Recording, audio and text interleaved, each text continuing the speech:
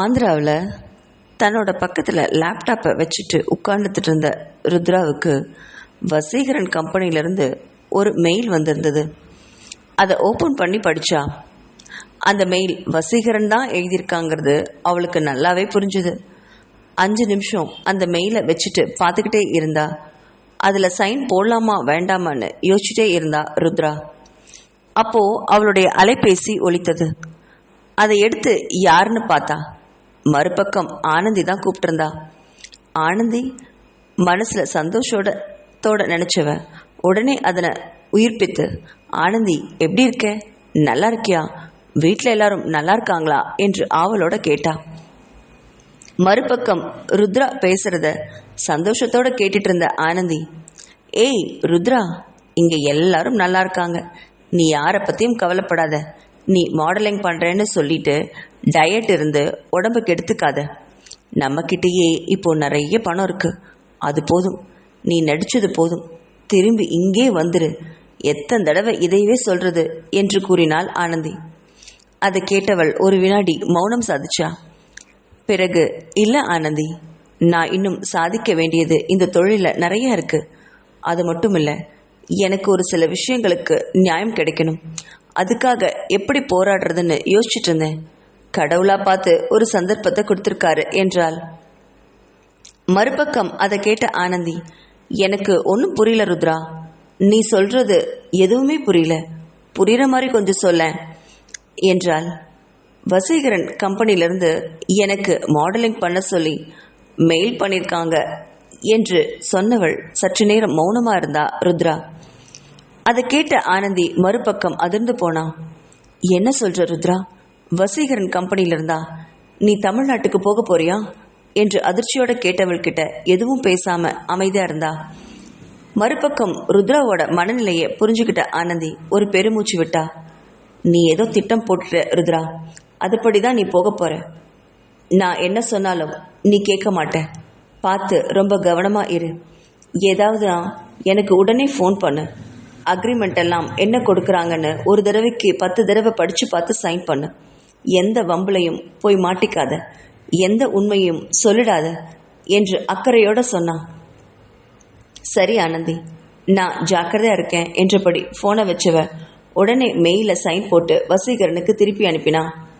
அடுத்த 1 மணி நேரத்திலேயே சைன் போட்ட மெயில் வரும்னு வசீகரன் எதிர்பார்க்கவே இல்லை.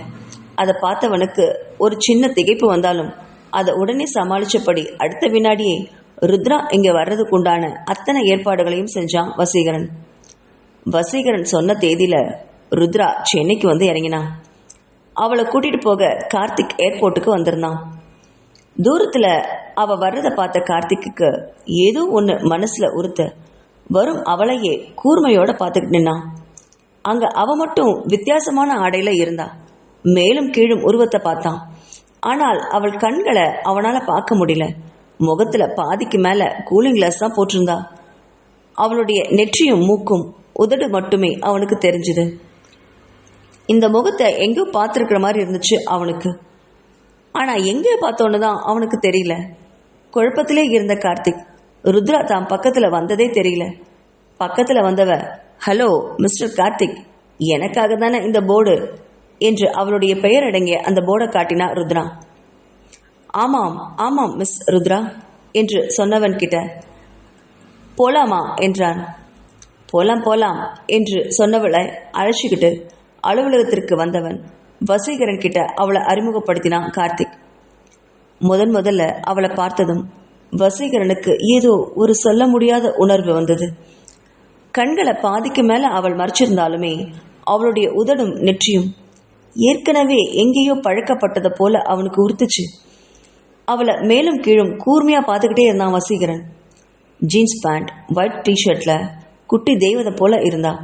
முடிய தோல் அளவிற்கு வெட்டி இருந்தா. அழகா ஃபேஷனாக இருந்தாலும் இந்த முகத்தை மட்டும் எங்கேயோ பார்த்தது மாதிரி இருக்கேன்னு அவனுக்கு உறுத்து தான் செஞ்சுது. ஆனால் அங்கிருந்த ருத்ராவோ அதை பற்றியெல்லாம் துளி கூட கவலையே இல்லாமல், nice to meet you Vaseegaran, நான் எங்கே தங்கணும், ஏதாவது வீடு ரெடி பண்ணி வச்சிருக்கீங்களா என்று சகஜமாக கேட்டா. ஏதோ யோசனையோடையே அவளை கூர்மையாக பார்த்துட்டு இருந்த வசீகரனுக்கு திடீர்னு சுயநினைவு வந்தது போல தலையை உலுக்கிக்கிட்டான்.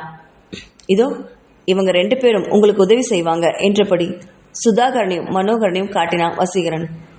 ஹோ, இவங்க யாரு என்று கேட்டவள் கிட்ட, இவங்க 2 பேரும் என்னோட தம்பிங்க.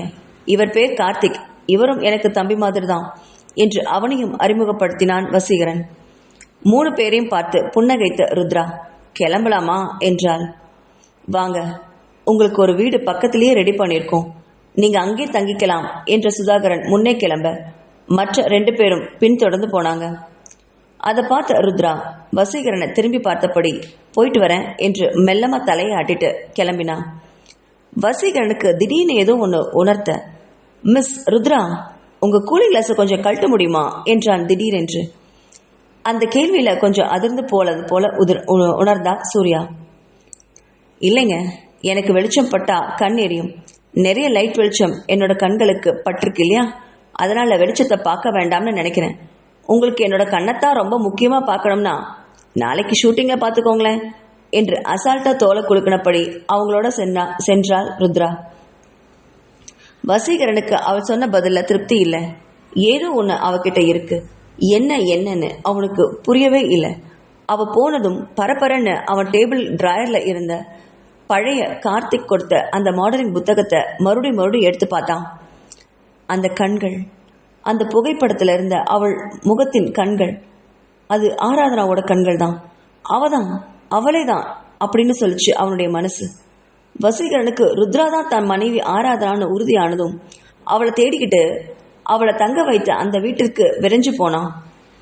அந்த வீட்டை தனது அலுவலகத்திலிருந்து ஒரு 2 கிலோமீட்டருக்கு பக்கத்திலேயே தான் எடுத்து கொடுத்துருந்தான் வசீகரன். அப்போதான் ஷூட்டிங் நடக்கும்போது அவளை கூட்டிகிட்டு போகிறதுக்கு ரொம்ப வசதியாக இருக்கும்னு நினச்சான். அது அவனுக்கு இப்போ ரொம்ப வசதியாக இருந்தது. அடுத்த 10வது நிமிஷத்துலேயே ருத்ராவோட வீட்டில் இருந்தான் வசீகரன். காலிங் பெல்ல பொறுக்க முடியாமல் 10 முறைக்கு மேலே அழுத்தியிருப்பான். அந்த சத்தத்தில் பயந்து போன ருத்ரா, யார் இது இவ்வளோ வேகமாக காலிங் பெல்ல அழுத்துறது, இப்போ தானே வந்தோம் என்று நினைச்சவ சற்று குழம்பியபடி படிக்கட்டிலேருந்து கீழே இறங்கி வந்தா. அப்போ அவள் ஆந்திராவிலேருந்து கூட்டிட்டு வந்த அந்த மேக்கப் பொன் யாழ்னி, அவளும் அடிச்சு பிடிச்சிக்கிட்டு கிச்சன்லேருந்து வெளியில வந்தவ ருத்ராவை பார்த்து திருன்னு விழிச்சா. என்ன மேடம், இவ்வளோ வேகமா காலிங் பெல்ல அழுத்திட்டு இருக்காங்க, எனக்கு பயமா இருக்கு என்றாள்.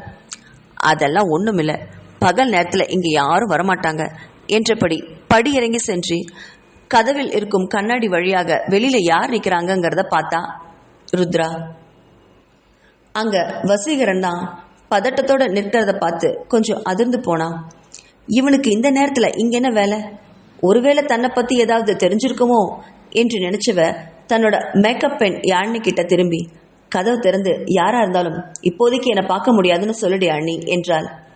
சரிங்க மேடம் என்று சொன்னவன் அவ வேகமா தன்னோட மாடி அறைக்கு சென்று மறைஞ்சா ருத்ரா. கதவு திறந்த யாழ்னி வசீகரனை பார்த்து, யார் சார் நீங்க? இந்த பெண்ணை இதற்கு முன் பார்த்தறியாத வசீகரன், முதல்ல நீங்க யாருன்னு சொல்லுங்க, ருத்ராவை நான் அவசியமா பார்க்கணும், சீக்கிரம் வர சொல்லுங்க என்றான் பதற்றத்தோடையும் கோவத்தோடையும். அந்த குரல்ல கொஞ்சம் குழம்பினவ, சார், ருத்ரா மேடம் இப்போ ரெஸ்ட் எடுக்கிற நேரம், இந்த நேரத்தில் அவங்கள தொந்தரவு பண்ணா அவங்களுக்கு பிடிக்காது, எதுவாக இருந்தாலும் நாளைக்கு வந்து பேசிக்கோங்க, அப்படி முக்கியமான விஷயமா இருந்தா உங்க ஃபோன் நம்பரை கொடுத்துட்டு போங்க, அவங்க கீழே வந்ததும் உங்ககிட்ட பேச சொல்றேன் என்றாள். அவளை மேலும் கீழும் பார்த்தவன், ஆமா நீங்க யாரு என்று அழைக்கவும் யாழ்னிக்கு கோபம் வந்துச்சு. நான் யாரா இருந்தா உங்களுக்கு என்ன சார்? நீங்க யாரு? இப்படி உரிமையோட வீட்டுக்கு வந்து எங்க மேடத்தை கேட்கறதுக்கு உங்களுக்கு என்ன ரைட்ஸ் இருக்கு? மரியாதை வெளில போங்க என்றாள். அந்த குரலில் 6 அடிக்கும் நிமிர்ந்த வசீகரன், ஹலோ மேடம், இப்போ நீங்கள் வந்திருக்கிறது எங்களோட ப்ராஜெக்ட் விஷயமா தான்.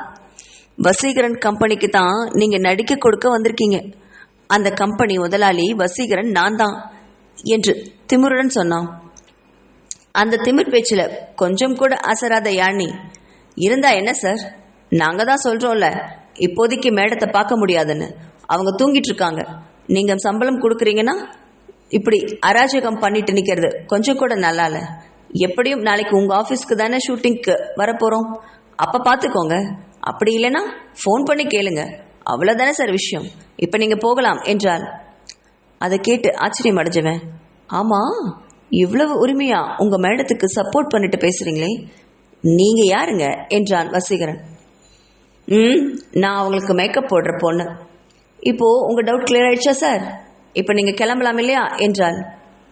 சரி, எப்படி இருந்தாலும் இவன் நாளைக்கு தன்னோட ஆஃபீஸுக்கு தானே வந்தாகணும், அப்போ பார்த்துக்கலாம் என்று நினைச்சவன் வேறு வழி இல்லாமல் அந்த வீட்டை விட்டு வெளியில் போனான்.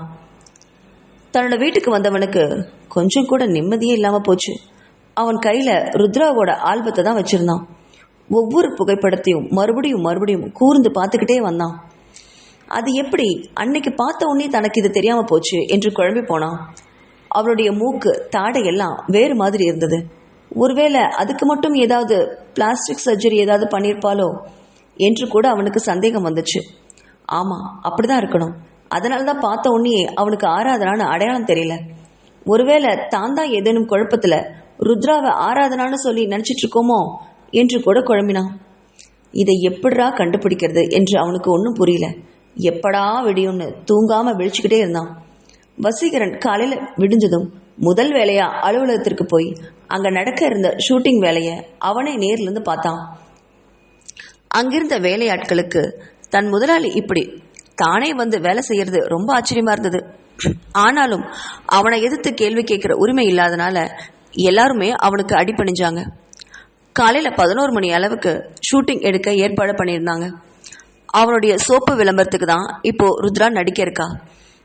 அதில் அவள் ஒரு டவலை சுத்திட்டு நிற்கணும்.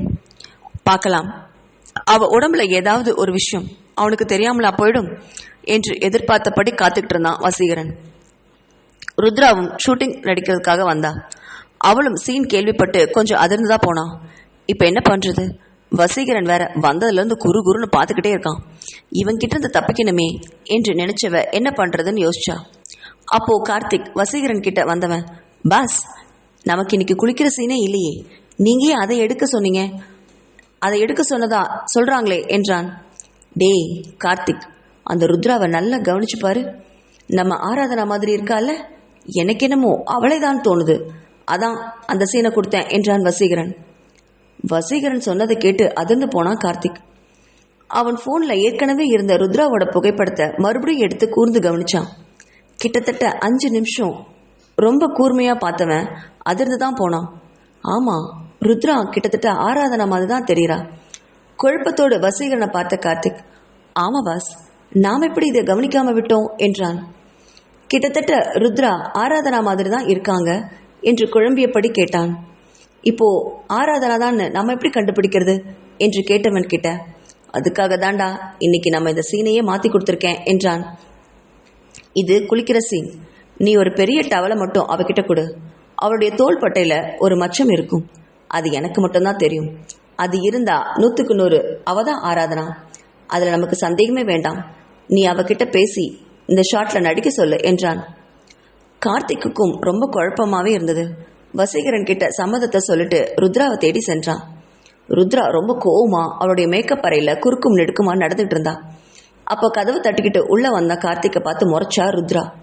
என்ன சார் இதெல்லாம்? நான் தான் உடல் தெரிகிற மாதிரி நடிக்க மாட்டேன்னு அக்ரிமெண்ட்டில் சைன் போட்டு கொடுத்தேனே, அதையும் மீறி இந்த மாதிரி சீனெல்லாம் கொடுத்துருக்கீங்களே, நான் இதில் நடிக்க முடியாது சார் என்றாள் வீரா போட. அதை கேட்ட கார்த்திக் எதுவும் பேசாமல் ஆராதனாவை கூர்ந்து முகத்தை பார்த்துக்கிட்டே நின்னான்.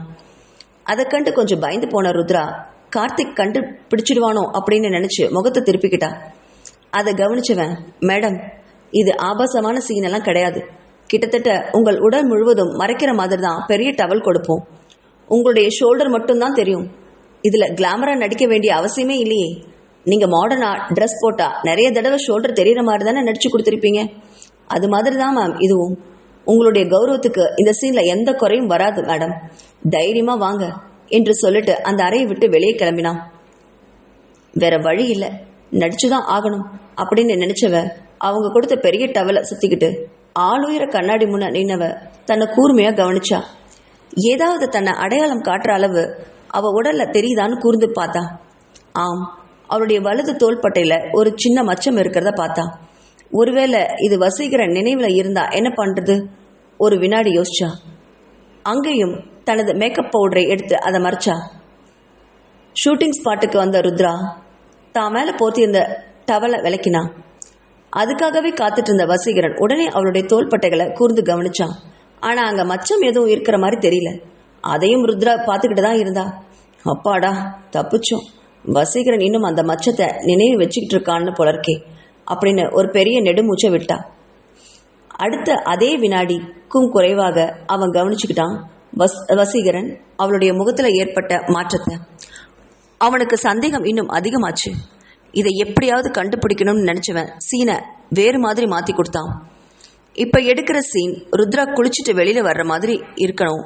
அவள் உடலில் அழகோடு இருக்கிறதுக்கு இந்த சோப்பு தான் காரணங்கிறத குறித்து அவள் பேசணும். ஆனால் அவள் உடலில் ஈரம் படாமல் தான் இந்த சீன் எழுதப்பட்டிருந்தது.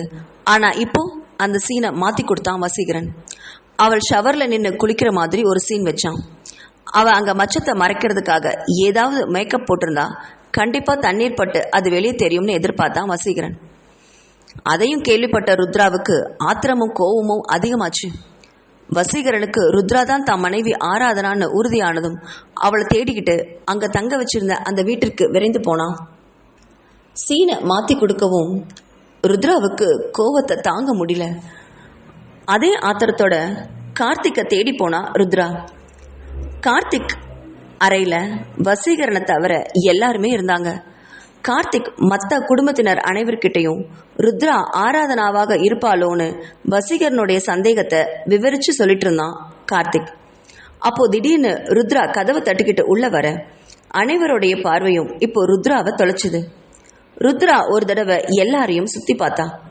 அவளுக்கு ஏதோ அவங்க முகத்தில் ஒரு மாற்றம் தெரிந்தது. ஆனாலும் அவள் முகத்தை சட்டுன்னு மாற்றிக்கிட்டவ, மிஸ்டர் கார்த்திக், நான் இங்கே வரும்போது உங்கள் அக்ரிமெண்ட்டில் இந்த மாதிரி காட்சிகள் எல்லாம் நடிக்க மாட்டேன்னு சொல்லி சைன் பண்ணிட்டு தானே வந்தேன். இப்போ திடீர்னு ஒவ்வொரு சீனையும் கிளாமராக கொண்டு வந்துட்டே இருக்கீங்க. இதை எப்படி என்னால் நடிக்க முடியும்? அக்ரிமெண்ட்டை முதல்ல கேன்சல் பண்ணுங்க, நான் என்னோட ஊருக்கே திரும்பி போயிடுறேன் என்றால் கோபமாக. அதை கேட்ட கார்த்திக் ருத்ராவுக்கு பதில் சொல்ல முடியாமல் திணறிட்டு நிற்க, அதை பார்த்த வன்யா ருத்ராவை மேலும் கீழும் பார்த்தபடி பக்கத்தில் வந்து நின்னா. மேடம், கொஞ்சம் பொறுமையாயிருங்க. நான் சொல்கிறேன்னு தப்பாக நினைக்காதீங்க.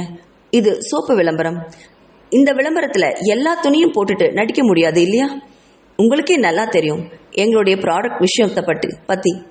அதை பார்த்துக்கிட்டு தானே அக்ரிமெண்ட்டில் நீங்களும் சைன் போட்டீங்க. இதுவும் அப்படிப்பட்ட பெரிய கிளாமர் ரோல் எல்லாம் இல்லையே மேடம். சிம்பிளாக ஒரு குளிக்கிற சீன்.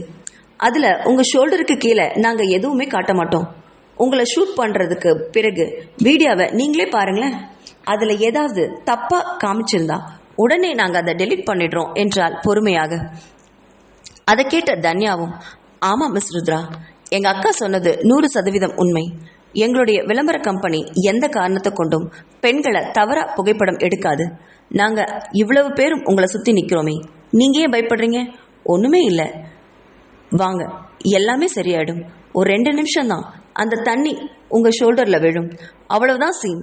இதில் நடிக்க உங்களுக்கு என்ன கஷ்டம் என்றால், அது மட்டும் இல்லை, நீங்கள் அக்ரிமெண்ட்டில் ஒரு நாளில் கேன்சல் செய்கிற பட்சத்தில் எங்களுக்கு நஷ்ட ஈடா 50 லட்சம் கொடுக்க வேண்டி வரும் என்று திடீரென்ற ஒரு குரலில் அந்த குரலில் ஆடிப்போனா. 50 லட்சமா? திகைத்து விழித்தாள் ருத்ரா. என்ன சொல்கிறீங்க? 50 லட்சமா? நான் அந்த மாதிரி அக்ரிமெண்ட்டில் சைன் பண்ணவே இல்லையே என்றால். அதை கேட்டு பின்னால் நின்றுட்டு இருந்த வசீகரன், ஹலோ மேடம், நீங்கள் அக்ரிமெண்ட்டை தெளிவாக படிக்கல போல இருக்கே, இதோ பாருங்க என்றபடி அவனோட கையில் இருந்த டேபிள் அக்ரிமெண்ட்டை ஓப்பன் பண்ணி அந்த பக்கத்தை காட்டினான். வசீகரன் திடீர்னு பேச ருத்ரா இப்போ ரொம்பவுமே அதிர்ந்து போனான். இவன் எப்போ இந்த அறைக்குள்ளே வந்தான் என்று நினைச்சபடி அவனை திரும்பி பார்த்தா. பிறகு அவன் கையில் இருந்த டேப்லெட்டை வேகமாக பிடுங்கி பார்த்தவ அக்ரிமெண்ட்டில் மறுபடியும் நல்லா படித்தா. ஆமாம், அவன் சொன்னதெல்லாம் உண்மை.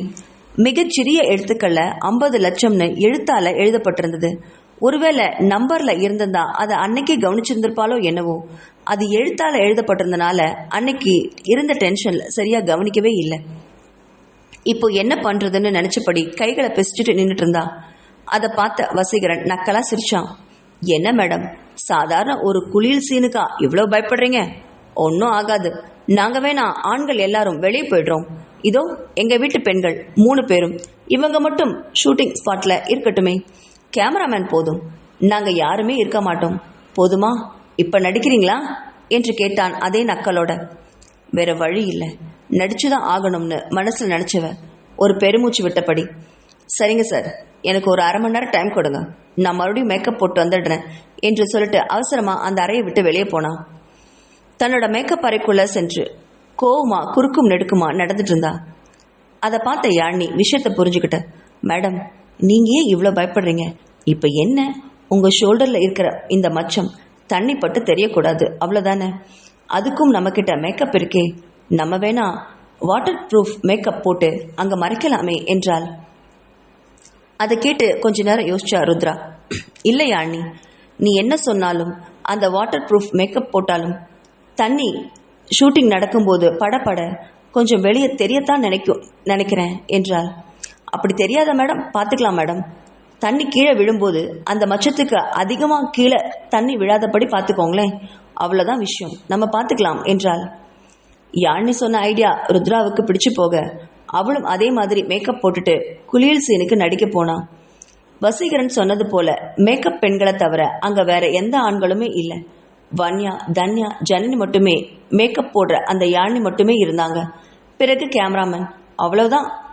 மற்றவங்க எல்லாருமே அறையை விட்டு வெளியே போயிட்டாங்க. வசீகரன் இந்த நடத்தில கொஞ்சம் சமாதானம் ஆனாலும் ருத்ரா அவள் மேலே தண்ணி விழுற போதெல்லாம் பயந்துக்கிட்டே இருந்தா. அந்த பயத்தில் சரியா நடிப்பு கூட வராமல் 2-3 டேக்குகள் அதிகமாச்சு. அந்த 2-3 டேக்குகளும் மச்சம் வெளியே தெரியாமலே இருந்தது. 3வது டேக்கில் அவள் மச்சம் அப்பட்டமாக வெளியே தெரிஞ்சிருச்சு. அதை வசீகரன் அவனோட அறையில் கேமராமேன் உதவியோடு பார்த்துக்கிட்டான். அவ்வளோதான், அது ஆராதனான்னு அவன் நல்லாவே புரிஞ்சுக்கிட்டான். மற்றவங்க கிட்ட ஓடி போனவன் அந்த மச்சத்தை பற்றி சொல்ல எல்லாருமே இப்போ திகச்சு தான் போயினாங்க. அதுக்கு மேலே பொறுமையாக இருக்க வசீகரனால் முடியல. வேக வேகமாக அவளுடைய மேக்கப் அறைக்குள்ளே போனவன் யாழினியை பார்த்து, மிஸ் யாழினி, நான் உங்கள் மேடத்துக்கிட்ட தனியாக பேசணும், கொஞ்சம் வெளில இருக்கீங்களா என்றான். யாழினி குழப்பத்தோட அறையை விட்டு வெளியே போனான். திரும்பி வசீகரன் ருத்ராவை பார்த்து முறைச்சான். அவனுடைய பார்வையை புரிஞ்சுக்கிட்டா ருத்ரா. அவளுக்கு நல்லா தெரிஞ்சு போச்சு. 3வது ஷாட்டில் மச்சம் வெளியே தெரிஞ்சிருச்சு. அதை கண்டிப்பாக வசீகரன் பார்த்துருப்பான். அதனால தான் இவ்வளோ கோவமாக தன்னை நாடி வந்திருக்கான்னு உணர்ந்தவ பொறுமையாக அவனை பார்த்துக்கிட்டே நின்னான். கோவமாக பக்கத்தில் வந்த வசீகரன் ருத்ராவோட தோள்களை இறுக்கமாக பத்தினபடி, ஏய், நீ தானே ஆராதனா, உண்மை சொல்லு, என்னோட மனைவி ஆராதனா நீ தானே, என் குழந்தை எங்கடி என்றான். அவன் ஆராதனாதான் என்று கேட்பான் என்று அவளுக்கு தெரியும். ஆனால் அடுத்ததா அவன் குழந்தைய பற்றி பேசுவான்னு அவள் கொஞ்சம் கூட எதிர்பார்க்கல. அவளுக்கு அப்போ எரிச்சல் பத்திக்கிட்டு வந்தது. அன்னைக்கு அவன் குழந்தை இல்லைன்னு சொன்னவன் இன்னைக்கு குழந்தைய பற்றி பேசுகிறான். அவனுடைய கையை வெடுக்குன்னு தட்டி விட்டா. என்ன வளர்றீங்க மிஸ்டர் வசீகரன்? என்னோட பேர் ஆராதனா இல்லை, நான் ருத்ரா. மாடலிங் பண்ணிட்டு இருக்கேன். ஏதோ ஒரு குழப்பத்தில் நீங்கள் உங்கள் மனைவி ஆராதனான்னு நினச்சி என்னை பார்த்து வளர்றத முதல்ல நிறுத்துங்க. என் பேர் ருத்ரா என்றாள். அதை கேட்டு ரௌத்ரமானா வசீகரன். இல்லை, நீ ருத்ராவே இல்லை, என்னோட மனைவி ஆராதனா தான். அவளுக்கு தான் வலது பக்கம் ஷோல்டரில் இந்த அளவு பெரிய மச்சம் இருக்கும் என்று அவன் கையில் இருந்த ஃபோனை அவகிட்ட காட்டினான். அதில் குளிக்கும்போது மச்சம் தெரிந்திருக்கிறத அந்த ஃபோட்டோ எடுத்திருந்தான். அதை பார்த்து கடுப்பானா ருத்ரா. உங்களை நம்பி மாடலிங் பண்ண வந்தா இப்படித்தான் ஒரு பொண்ணோட உடலை ஃபோட்டோ எடுத்து விளம்பரம் பண்ணுவீங்களா? உங்களுக்கே இது அசிங்கமா இல்லை என்றாள். அவள் பேச்சை மாத்திரான உணர்ந்தவன், இங்கே பாருடி, நீ ஆராதனாதான்னு கண்டுபிடிக்கிறதுக்காக தான் இதெல்லாம் பண்ணேன். இன்னும் ஒரு விஷயத்த நல்லா புரிஞ்சுக்கோ. நீ ஆராதனான்னு எனக்கு நிரூபிக்க இன்னொரு விஷயம் இருக்கு. உன் வயிற்றுல ஒரு தழும்பு இருக்கு. அந்த தழும்பை உன்னால் மறைக்க முடியாது. இப்போ நான் நினைச்சாலும் உன்னோட உடம்புல ஒட்டு துணி இல்லாமல் நிற்க வச்சு என்னோட மனைவி ஆராதனா கிட்ட என்னென்ன இருந்துச்சுன்னு நினைவு வச்சு என்னால் கண்டுபிடிக்க முடியும். ஆனால் நீயா உண்மையை சொல்லணும்னு தான் இப்படி உன் பக்கத்தில் வந்து நின்று கேட்டுட்ருக்கேன். உண்மை சொல்லுடி, நீ ஆராதனா தானே, எங்கடி என் குழந்தை என்றான் ஆத்திரத்தின் உச்சியில். அதை கேட்டு பலமா சிரிச்சா ருத்ரா. உங்களுக்கு பைத்தியம் கீதம் பிடிச்சிருச்சா என்ன? நான் ருத்ரா தான், உங்க மனைவி ஆராதனா இல்லை என்றவளை பார்த்து கடும் கோபத்தோட மறைச்சான். இதுக்கு மேல ஒரு வினாடியும் தாமதிக்காம அவ உடல்ல இருந்த டவலை வெடுக்குன்னு பிடிச்சு இழுத்து விட்டான். ஷூட்டிங் ஸ்பாட் முடிச்சுட்டு உடையே மாத்தாம அப்படியே நின்றிருந்த ருத்ராவுக்கு வசீகரனோட செயல்ல ரொம்பவுமே அதிர்ச்சி ஏற்பட்டது. வந்த உடனே உடைய மாத்திருக்கணும், தாம் இதுதான் தவறு அப்படின்னு உணர்றதுக்கு முன்னாடியே வசீகரனுடைய செய்கையில் அதிர்ந்து போனான். முழுவதுமா அந்த டவலை நீக்கியவன் வேற எங்கேயுமே பார்க்காம அவ வயிற்று பகுதியை மட்டும்தான், அந்த தழும்பை மட்டும்தான் உத்து கவனிச்சான். பிறகு அவன் கையில் இருந்த டவலை தூக்கி அவன் முகத்திலே வீசி எறிஞ்சான். இதுக்கு மேல என்கிட்ட நீ ருத்ரான்னு போய் சொல்லி நடிக்க முடியாது. இன்னும் உனக்கு ஒரு நாள் டைம் தரேன். என் குழந்தை எங்க இருக்கு, என்ன பண்ணுதுன்னு எனக்கு தெரிஞ்சே ஆகணும். இல்லை நான் உன்னை என்ன பண்ணுவேன்னு எனக்கே தெரியாதுடி என்று கொடூரமாக கர்ஜித்துவிட்டு அந்த அறையை விட்டு வெளியே போனான் வசீகரன்.